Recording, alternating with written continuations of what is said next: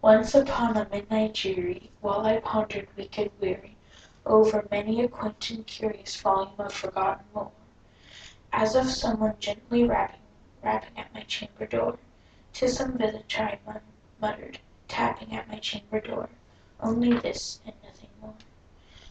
Distantly I remembered it was in bleak December, and each separate ember wrought its ghost upon the floor. Eagerly I wished the morrow, vainly I had sought to borrow from my books surcease of sorrow for the lost Lenore, for the rare and radiant maiden whom the angels name Lenore, nameless here for evermore. And the silken and sad, uncertain rustling of each purple curtain filled me with fantastic terrors never felt before, so that now to still the beating of my heart I stood repeating, 'tis some visitor entering entrance at my chamber door. Some late visitor entering entrance at my chamber door. This is it, and nothing more. Presently my soul grew stronger, hesitating then no longer. Sir, and I, or madam, truly your forgiveness I implore. But the fact is I was napping, and so gently you came rapping, and so faintly you came tapping at my chamber door, that I scarce was sure I heard you. Here I opened the wide door, darkness there, and nothing more. Deep into the darkness peering long I stood, there wondering, fearing, doubting, dreaming dreams no mortals ever dared to dream before. But the silence was broken, and the stillness gave no token. The only word there spoken was the whispered word, Lenore. This I whispered, and echoed, murmured back the word, Lenore. Merely this, and nothing more. Back into the chamber, turning all my soul with me burning. Soon again I hear a tapping, somewhat louder than before. Surely, said I, surely there is something at my window lattice.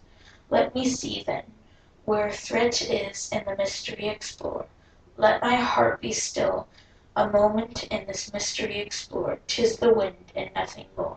Open here I flung the shutter, when with many a flirt and flutter, in there stepped a stately raven of saint days of yore.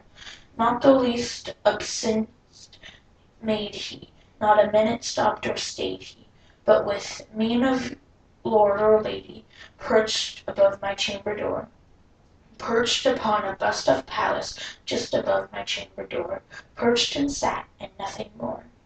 Then this ebony bird, beguiling my sad fancy into smiling, by the grave and stern decorum of the countenance it wore, by the crest be shorn and shaved thou, I said, art sure no craven, ghastly grim and ancient raven, wandering from nightly shore.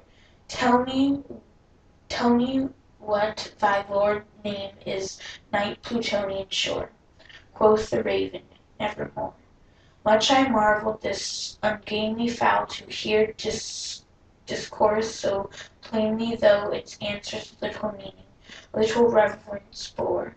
For we can not help agreeing that no living human being ever yet was blessed with seeing bird above his chamber door.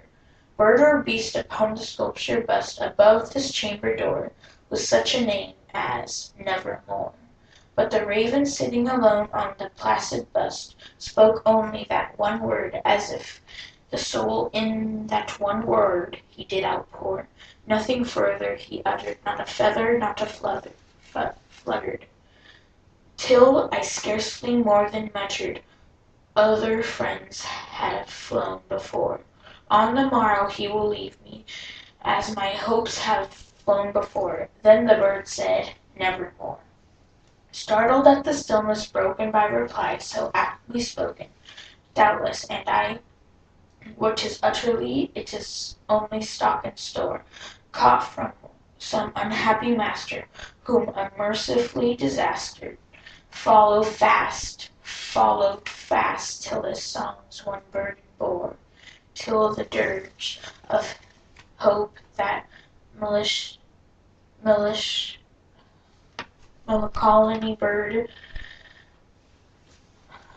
burden bore, Oh, never, nevermore.